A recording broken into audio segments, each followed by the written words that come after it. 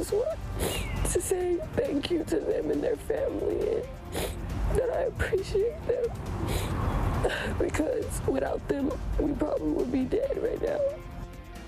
Now on KEZI 9 News at 4, one of the teens involved in Friday's deadly MAX train stabbing in Portland speaking out and sharing her harrowing experience. Plus, honoring those who fought and died for our country. We'll have a look at the Memorial Day celebrations both locally and across the nation. And a little bit of a frustrating day out there in terms of the weather. We are finally seeing some sunshine, but we're also tracking a few thunderstorms. I'll have a close look at your forecast as KEZI 9 News at 4 starts now. Live, local, late breaking. This is KEZI 9 News at 4. A teenage girl says she was targeted by hate speech right before Friday's deadly train stabbing in Portland. Thanks for joining us. I'm Megan Higgins. Police say a man yelled anti-Muslim slurs at her and her friend and then stabbed to death two men who tried to help them. Haley Rush spoke to that girl who says she has a simple message for those heroes. Thank you. Holding her mom's hand tight, 16-year-old Destiny Mangum says she's lucky to be here today. I just want to forget about it and not even remember it happened, because it's just haunting. Mangum says yesterday afternoon she got on the MAX at the Lloyd Center with her friend, a 17-year-old girl who is Muslim. Soon after, she says a man started yelling at them, spouting off hate.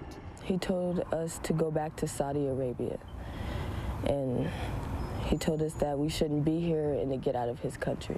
He was just telling us that we basically weren't anything and that we should just kill ourselves. The 16-year-old says scared, they decided to move to the back of the train, all while a stranger jumped in to help.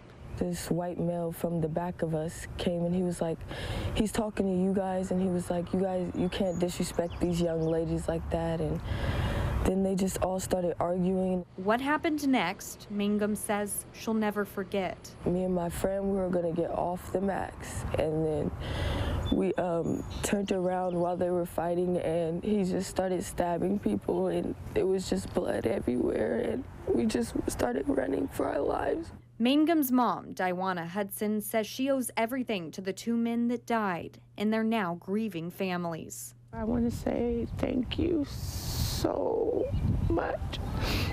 I couldn't imagine what you're going through right now as far as losing someone, and I'm sorry that it had to be at the hands of my children. As for Mangum, she has her own message to the strangers turned heroes who she says gave up their lives to protect hers. I just want to say thank you to the people who put their life on the line for me, because they didn't even know me. And they lost their lives because of me and my friend and the way we looked. And I just want to say thank you to them and their family, and that I appreciate them. And that was Haley Rush reporting. Mangum says she is not Muslim, but her friend is. Police say the suspect, Jeremy Christian, also stabbed a third person in the incident who is recovering in the hospital. And as this all was happening on Friday, you can imagine many people ran from the train, fearing for their lives. But one man ran towards that chaos. I've seen people getting killed before. I've seen car wrecks. I've seen all of that. I have never seen and have never been prepared for two men knifed down in an attack. Michael Kennedy, a former paramedic, was on the train at the time of the attack. When the train stopped, he ran to the first car to help. The former paramedic says he knew it was bad and that Rick Best appeared to be in the worst shape. Kennedy went to work performing CPR until emergency responders arrived at the scene. He says he wants Best's family to know he was surrounded by people who were caring for him and that he did not die alone. We're learning more about Jeremy Christian. A new cell phone video shows him going on a rant the night before. Jennifer Dowling spoke with the woman who shot the cell phone video, who says it seemed like he was just waiting for someone to confront him. Move forward. You're looking at cell phone video of Jeremy Christian on the MAX. It was taken the night before the deadly attack. Oh, looks like we got a Christian or Muslim bus driver. I'll stab you too. Move forward. Move forward, Max driver. The woman who recorded the video says she was on the Max heading to Gresham. Christian got on the train at the Rose Quarter. He was on his cell phone. He was pretty upset, squinting his eyes, venting to his friend on the phone about some girl that just pepper sprayed him. Portland police are confirming there was some sort of altercation even before he got on the train. A viewer sent us this audio from TriMet Dispatch. You can hear how operators are aware of Christian on the train. The female pepper made a male passenger, and the male passenger hit the female passenger with a Coke bottle in the face. Other recordings show the driver was aware of Christian throughout the ride. The passenger, who goes by KK, says she started recording shortly before he got off his cell phone. Then he started talking to himself. He's complaining about the city, complaining about just Muslims, Christians, and it just got very violent very quick. And at one point, starting to make threats. I'm about to stab. Call the police. I dare you. By the time we were at Gateway, he was, talking about wanting to stab somebody and gestured to pull something out of his pocket. Soon after, the train stopped and Christian left the train. No arrests were made. A troubling thought for this woman, knowing now what would happen next. Had somebody got up and confronted him for what he was saying, it was just, I don't know if he would have reacted or not. I'm assuming so from the way he was talking. He wanted. And that was Jennifer Dowling reporting. It is unclear if authorities have talked to the person involved in that altercation with Christian. Thursday night, Christian is being held on charges of aggravated murder, attempted murder, and related counts. President Donald Trump responding to this attack this morning on Twitter, saying, quote, "The violent attacks in Portland on Friday are unacceptable. The victims were standing up to hate and intolerance. Our prayers are with them." And in an amazing show of community support, several crowdfunding accounts for the victims in Friday's deadly attack have already collectively raised $1 million since being created. A man is being held on more than $1 million bail after deputies say he could be the suspect accused in a robbery earlier this month. Coos County deputies pulled over 31-year-old Leon Luck for not staying in his lane just before midnight on Saturday on Highway 101 near Adams Lane in Coos Bay. Well, they arrested him for driving while suspended, but say he's also being investigated for robbery, kidnapping, burglary, and theft. They say they also found 3 glass meth pipes in his vehicle that likely contained meth residue. Once tests come back, he could face more charges. Now, your first forecast with Chief Meteorologist Marissa Walzen. Well, we are finally seeing some sunshine out there in most spots. It's been a very slow start today. We did have a very deep marine layer that moved in from off the ocean, but we are again seeing some sunshine now in the inland valleys, but up into the mountains, tracking a few showers and thunderstorms. You can see the most recent lightning strikes into the very eastern part of Lynn County and also stretching over into central Oregon. Now, here's a look from downtown Eugene. We do have blue skies in the city, but you can actually see the tops of those thunderstorms all the way out into the Cascades, about 60 miles away or so. So yes, tracking those thunderstorms there, and that's actually where they'll stay. We're not expecting them to slide into the inland valleys as we head into the next few hours. We're up to 68 degrees now. Doesn't look like we'll get close to 80 degrees this afternoon, but I do think we still have a good chance to reach 70 in Eugene. We are in the 70s in Corvallis at 73, 74 in Roseburg and along the coast, mid to upper 50s. As we move into this evening, the clouds will return. We are looking at a cloudy first half of the week, but there is some more sunshine in our future. I'll have a close look at your forecast coming up in just a bit. Megan?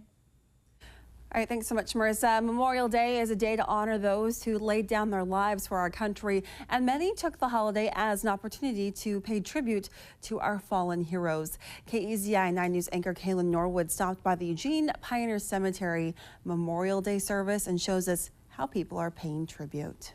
Hundreds came out to the Eugene Pioneer Cemetery to pay their respects to those who gave their all.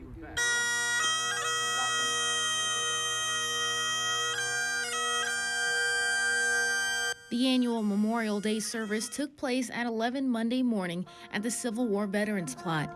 It began with opening remarks from the American Legion Post 3 Commander Jim Walsh and the Pledge of Allegiance. The ceremony included members of the Sons of Union veterans who were dressed in Civil War military uniforms. Students from the Shasta Middle School band and choir performed patriotic songs like the Star-Spangled Banner and America the Beautiful. Those in attendance say it's a family tradition they didn't want to miss. taking the day, not just a holiday, but to recognize why we have the holiday and share it with our community. It was great to see the Shasta Middle School and other kids being active in that, so we wanted to share that with them. We always enjoy it, and they have all the good patriotic songs by the chorus and the band, and I love the bagpipers. Another favorite was the black powder rifle salute to honor all veterans at the cemetery. Many say they look forward to attending this service again next year. In Eugene, Kayla Norwood, KZI 9 News.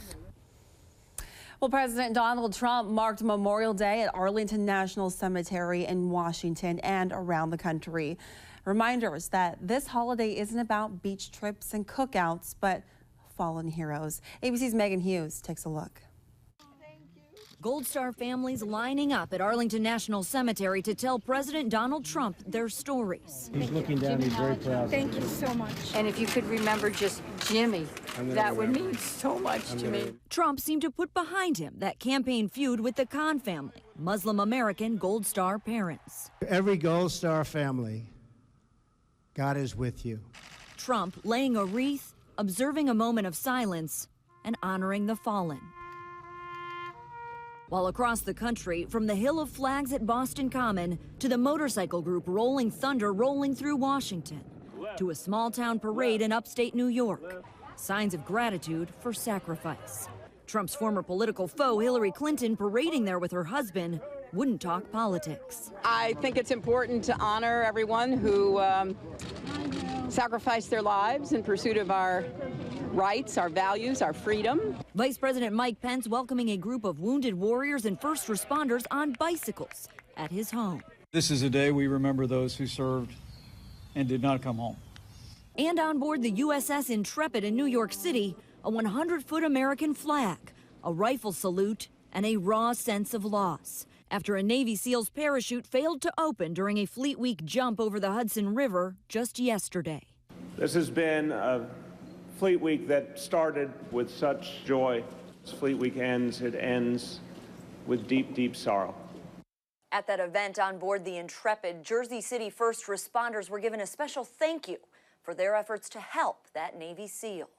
Megan Hughes, ABC News, Washington. Fighting opioid addiction. Coming up at 4:30, we'll show you how the nation's drug epidemic is creating a generation of orphans and abandoned children. But first, famed golfer Tiger Woods making headlines again, this time for a DUI arrest in Florida. A look back at the athlete's troubled return to the links when we come back.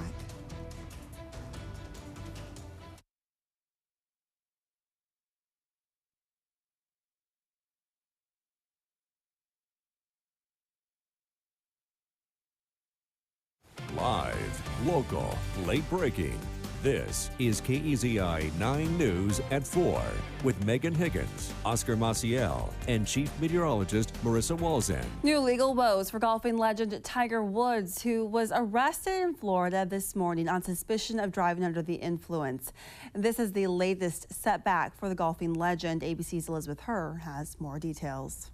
New trouble for Tiger Woods, arrested in Jupiter, Florida, and booked into jail just after 7 a.m. Monday. The 41-year-old charged with driving under the influence of alcohol or drugs before he was released on his own recognizance. This just the latest blow for the professional golfer struggling to get his career back on track. I'm trying everything I can to be able to get back and play. Woods on Good Morning America 2 months ago talked about his determination to play in the Masters this year. I know that the mind is sharp. I just need to get the body willing to do it.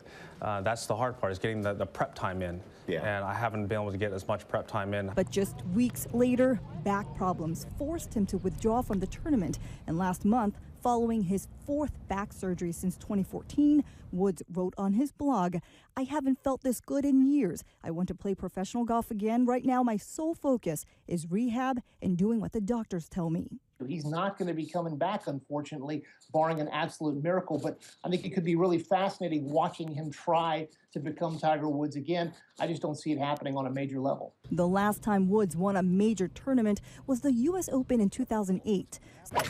Since then, he has battled a number of injuries and more off-course problems, including the high-profile divorce from his wife after he admitted to cheating on her. Right now, we don't know yet if Woods was under the influence of drugs or alcohol or both. Police are expected to release more details on Tuesday. Elizabeth Herr, ABC News, New York.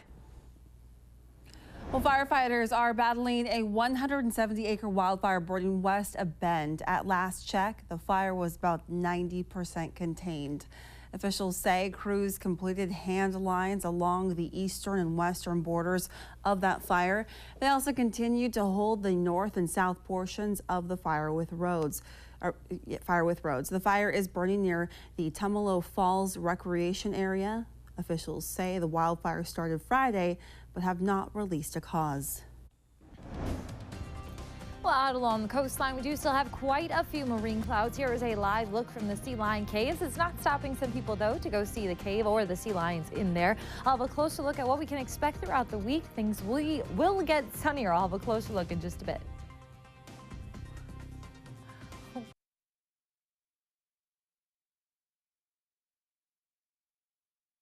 Now, Storm Tracker 9 weather with Chief Meteorologist Marissa Walzen. Well, we had a lot of sunshine on Saturday. Yesterday, we had some marine clouds, which eventually burned off around midday. Today, though, it took quite a bit longer in most spots, but we are finally transitioning to more sunshine, at least inland. Along the coast, though, it does look like we may see just a day stuck in the clouds. Here's a look at your temperatures. They're reflecting how much sun that we have seen. Corvallis breaking out a little bit earlier than Eugene into the sun, so that's why we're at 73, 68 in Eugene, and 74 in Roseburg right now.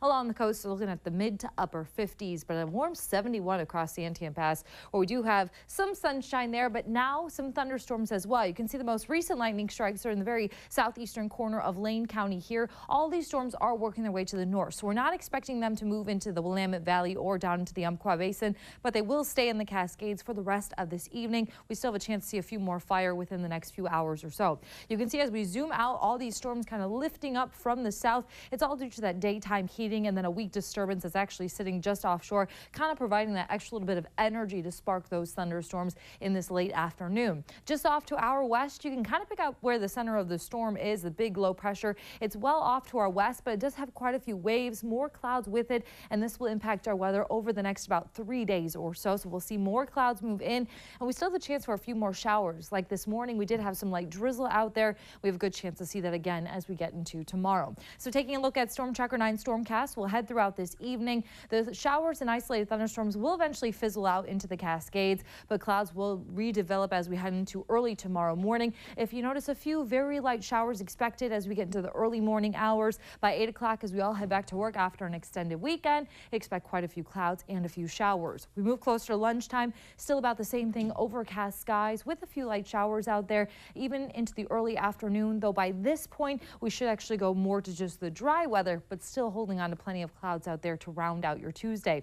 Then once we get into Tuesday night, still going to look at more clouds with a few showers, but we'll see another break as we get into Wednesday before we have a stronger front expected to move through Wednesday night into Thursday. So tomorrow along the coast, expect mostly cloudy skies with a few showers. Temperatures will be right near 60 degrees by early tomorrow afternoon. The Umpqua Basin, it will be another cooler day. Expect highs into the mid 60s, so actually a little bit cooler than today, as we'll have more clouds out there from the start all the way through the end of the day. Not going to rule out a few showers, though the best chance will actually stay out of the Umpqua Basin. The Cascades, not a chance for thunderstorms tomorrow, but we'll have a chance for a few showers. Low 60s expected in the foothills and across the passes tomorrow. And finally, for the Willamette Valley, highs in the low 60s, so cooler than where we've been and actually cooler than normal for this time of year. More clouds with a few showers for your Tuesday. 7-day forecast out along the coast, still kind of a mess as we head all the way through the rest of this week. We do have a stronger front that'll bring more isolated showers or a little bit steadier showers as we get into Wednesday night, Thursday, and even into early Friday before it does look like we'll have more sunshine back for next weekend. For those of you in the Umpqua Basin, mostly cloudy skies Wednesday and Thursday, a few showers also possible on Thursday, but then more sunshine in mid to upper 70s next weekend. The Cascade passes, also a few more rain showers, not only tomorrow, but again on Thursday. And finally, for the Willamette Valley, a few showers as well. Slight chance to see a couple late in the day on Wednesday before we do that front actually bring more isolated showers on Thursday. But it does look like at least the timing of the sunshine happens to fall again next weekend. So we just have to kind of make through a kind of interesting week. It's a whatever week, a blah week, a short week for most though. So if you want to focus on not the weather, you can focus on that there's only 4 days of school or work. There we go. Sounds good. Thanks so much, Marissa. Well, as the nation honors its veterans today, many people in the nation's capital are also remembering President John F. Kennedy on the anniversary of what would have been his 100th birthday.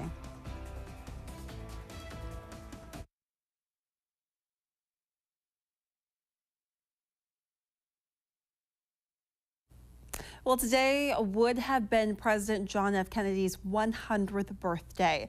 The JFK Eternal Flame at Arlington National is taking on special significance today. As ABC's David Wright explains, many Americans paused today to honor a president whose youthful administration inspired a nation. 3 out of 4 Americans were not even born when JFK became president. The torch has been passed to a new generation of Americans. He's someone handed down to us in glamorous photos evoking the Mad Men era, in stirring speeches with lofty goals. JFK's America, so different from ours. Ask not what your country can do for you. Ask what you can do for your country. It's almost like he's black and white, grainy and gone. Happy birthday, Mr. President. Today would have been John F. Kennedy's 100th birthday. The family celebrating in Boston. Daughter Caroline. I've thought about him and missed him every day of my life. But growing up without him was made easier thanks to all the people who kept him in their hearts. His only grandson, Jack Schlossberg, reflecting on the family legacy. President Kennedy was elected on a platform of challenges and not promises. And fighting on here in Washington. Congressman Joe Kennedy of Massachusetts, aged 36. There is no mercy in a system that makes health care a luxury. Robert Kennedy was your grandfather? Yeah. John F. Kennedy was your great uncle. Is it hard walking in those shoes? You don't walk in those shoes. How do you possibly live up to what giants and titans have done? He knows nostalgia alone can't overcome the challenges of today. You do what you can, at least I believe. You do what you can to try to leave the world a little bit better than you found it. He's fighting to carry the torch for a new generation, a living legacy. David Wright, ABC News, Washington. More and more children are being raised by their grandparents or other relatives. Coming up next, we'll show you how the nation's opioid epidemic is creating a generation of orphans and abandoned children. Plus, the future of fighting breast cancer. We'll show you how the gene connected to breast cancer is now being used to try to find a vaccine against the disease. And do you have a tip or a story idea? We'd like to hear it. You can email us at listens@kezi.com or give us a call at